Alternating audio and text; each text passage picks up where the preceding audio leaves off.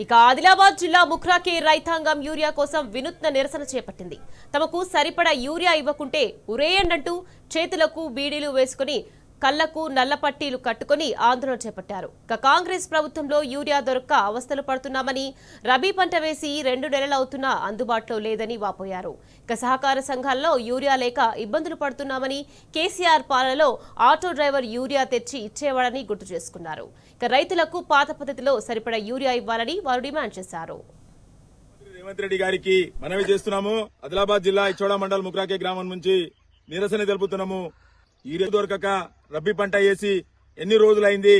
మరి మీరు యాప్ల ద్వారా పోయి షాప్లో కొనమంటున్నారు. మరి ఆన్లైన్ స్మార్ట్ ఫోన్లు లేవు. మరి ఇక్కడ నెట్వర్క్ సరిగా రావు. గ్రామాలలో ఆదిలాబాద్ జిల్లా ముందే వెనుకబడిన జిల్లా ఉన్నది, మారుమూల ప్రాంతం ఉన్నది.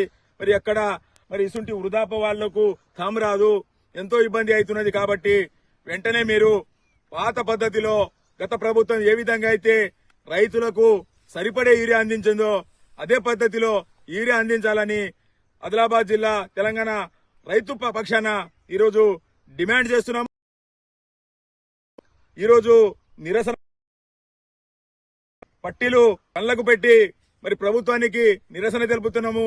మరి చేతిలో బేడి కట్టి మేము ఇలా మనవి చేస్తున్నాము, డిమాండ్ చేస్తున్నాము. ఇంత అవస్థ రైతులకు ఈ రోజులు వస్తాయని ఎప్పుడు ఊహించలే. కేంద్ర ప్రభుత్వం, రాష్ట్ర ప్రభుత్వం వెంటనే దీనిపై స్పందించాలి, రైతు పక్షాన నిలబడాలని ఇలా డిమాండ్ చేస్తున్నాము. వెంటనే రైతులకు సరిపడే యూరియా పాత పద్ధతిలో ఇవ్వాలని డిమాండ్ చేస్తున్నాము.